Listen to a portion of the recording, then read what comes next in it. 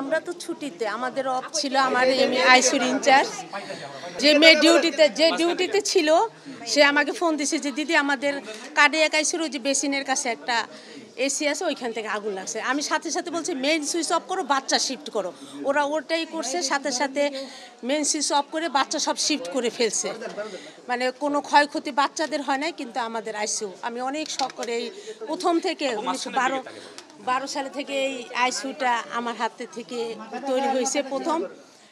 যে মানে খুব শখ করে অনেক কষ্ট করে এই আইসিইউটা আমরা দাঁড় করিয়েছিলাম। তো আজকে সব শেষ হয়ে গেল। এটাই তবে উনি আমরা এখানে সব জায়গায় ইনচার্জ। আমি তো আমার চাকরির বয়সে এখানে 25 বছর, আর এইখানে হলো আমি 2012 থেকে এই আইসিইউতে দায়িত্ব। না না, কখনোই না, আমাদের হাসপাতালেও না, কিন্তু আইসিইউতে হঠাৎ। হ্যাঁ, আমাদের মেয়েরা তো খুব অ্যাক্টিভ আইসিইউতে, যারা মেয়েরা কাজ করে। আমি বলছি যে শুধু বাচ্চাদের আগে নিচে নামাই নেওয়া, মানে এইখান থেকে শিফট করো আগে। মেয়েরা তাই করছে। আর শুক্রবার দিন আমাদের মানে ম্যান পাওয়ার কম থাকে, অল্প থাকে, মানে যেরকম ম্যানেজার ছুটির দিন, তো সেই জন্য। কিন্তু তারপরও এত অল্প মানুষে ওরা অনেক সুন্দর ম্যানেজমেন্ট করে বাচ্চাদের কোনো ক্ষয়ক্ষতি হতে দেয় না। নিজেরাও হয়তো সেভাবে মেয়েদের আমি দেখি নাই এখন পর্যন্ত। আমার মেয়েদের আমি উপরে চলে আসছি, এখন আমি গিয়ে পেশেন্ট মেয়েদের সবাইকে দেখব না, ওইরকম খবর কিছু পাইনি এখনও। তারপর আমি মেয়েদের গিয়ে দেখব। আমার নাম সুপর্ণা, চেরি সুপর্ণা। জি, আমি হলো নার্সিং সুপারভাইজার এবং কার্ডিয়াক আইসিইউর ইনচার্জ। না, আমি ও ইনচার্জ, ওর ইভিনিং ডিউটি ছিল, কিন্তু ও ইনচার্জ। অনেক শখের আইসিইউ, আমরা অনেক কষ্ট করে আইসিইউটা। আপনাকে ধন্যবাদ। যে এখানে আসলে আগুনটা কিভাবে লেগেছে আপনি জানেন। নামাজের সময়কালীন হয়তো ঘটনাটা ঘটেছে। নামাজের সময় শেষ হওয়ার সাথে সাথে আমাদের সদস্যরা যারা দায়িত্বে ছিলেন ওখানে, ভিতর থেকে আগুন শব্দ শুনে অন্যান্য সদস্যরা ওখানে উপস্থিত হয়েছে। এবং আপনি জানেন যে আমাদের সংগঠনটা হচ্ছে এমন, যখন কেউ থাকে না তখন আমরা থাকি। এখানে প্রায় আমাদের 72 জন সদস্য ছিল। তারা তাৎক্ষণিকভাবে আগুন নিভানোর কাজে এবং নিয়ন্ত্রণের কাজে নিয়োজিত, এবং পরবর্তীতে ফায়ার সার্ভিস এবং অন্যান্য বাহিনী সকলে আসে। এবং আপনি জানেন পার্শ্ববর্তী আমাদের অনেকগুলো ক্যাম্প আছে। আমাদের 2 কোম্পানি প্রায় 200 আনসার সদস্য এই আগুন নিভানোর কাজে অংশগ্রহণ করে। কি কারণে ঠিক আগুন লেগেছে এটা আসলে এইভাবে বলা সম্ভব না। এটা ফায়ার সার্ভিস আছে, হয়তো তদন্ত কমিটি হবে, এটা কি শর্ট সার্কিট না অন্য কোনো বিষয়, তারা বলতে পারবেন। এই বিষয়টা আমি আসলে বলতে পারবো না। তবে আমি আল্লাহর কাছে শুকরিয়া জানাই যে এরকম বাচ্চাদের একটা কার্ডিয়াক ইউনিটে এরকম একটা ঘটনার পরেও যে কোনো হতাহত হয়নি, বা কোনো লোক মারা যায় নাই, বা কোনো প্রকার আহত হয় নাই, এটা আল্লাহর কাছে আসলে আল্লাহর একটা রহমত। এবং আমাদের সকলের সমন্বিত প্রচেষ্টা আগুনটা দ্রুততর সময়ের ভিতরে নিয়ন্ত্রণে এসেছে। এজন্য আবারও শুকরিয়া জ্ঞাপন করি। আপনারা সবাই আছেন, দেখেছেন নিশ্চয়ই ভিতরে কেমন। আমি গিয়েছি, আপনারা দেখেছেন যে বিভৎস একটা পরিবেশ। এখানে যে কোনো বড় ধরনের দুর্ঘটনা ঘটতে পারত। আল্লাহ আমাদের এই বিপদ থেকে রক্ষা করেছেন। আমাদের উচিত এ ব্যাপারে যথাযথ মনোযোগ দিয়ে যাতে ভবিষ্যতে এরকম ঘটনা না ঘটে সে ব্যাপারে কর্তৃপক্ষের সদয় দৃষ্টি কামনা করছি।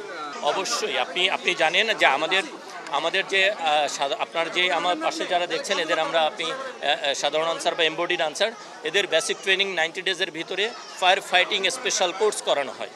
ফায়ার ফাইটিং এদের প্রত্যেকেই স্পেশাল কোর্স করানো আছে, যে প্রাথমিকভাবে আগুন লাগলে কি করতে হবে তারা সে সম্বন্ধে সম্পূর্ণ ওয়াকিবহাল, এবং সেভাবেই তারা এটাকে ব্যবস্থা নিয়ে থাকেন। হ্যাঁ, আমি ঢাকা মহানগর আনসারের দায়িত্বে আছি, পরিচালক মোহাম্মদ আসলাম শিকদার। আমরা শিবচর মাদারীপুর থেকে আসছি, আজকে থেকে আরও 3 দিন আগে আসছি। আগে একটা হসপিটালে ছিলাম, 5-7টা হসপিটাল ঘুরে সবাই বলছে যে শিশু হাসপাতালে গেলে ভালো একটা উন্নত চিকিৎসা আপনি অন্তত পাইবেন। এখানে আইসে আমরা আইসিইউতে ভর্তি হয়েছি। আইসিইউটা হলো নতুন ভবন, 7 তলা, বেড নাম্বার হলো 7। আমার বাচ্চার নাম হলো ইউসুফ। আজকে আনুমানিক আরও 1 ঘন্টা আগে 5 তারায় আইসিইউর মধ্যেই আগুন লাগছে। কীভাবে লাগছে বলতে পারি না। আমি আবার বাইরে আসছি, একটু ঘোরার জন্য, কিছু খাবার কিনবো এরকম আসছি। পরে দেখি ধোঁয়া, পরে দেখার পরে মহিলারা কান্নাকাটি করতেছে।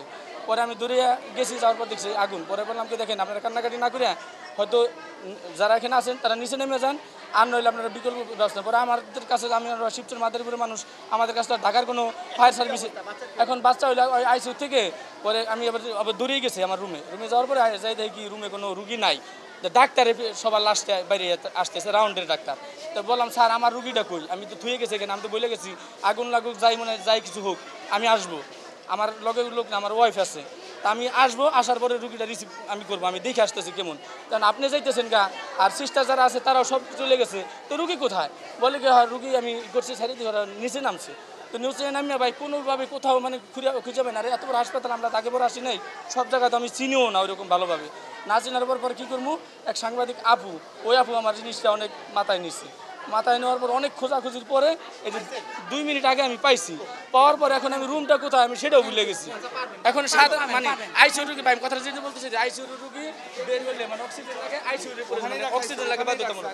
হসপিটালের যে নিয়ম কানুন আছে খুবই ভালো, বাস আগুন একটু সমস্যা আছে, এই আর কোনো কিছু না।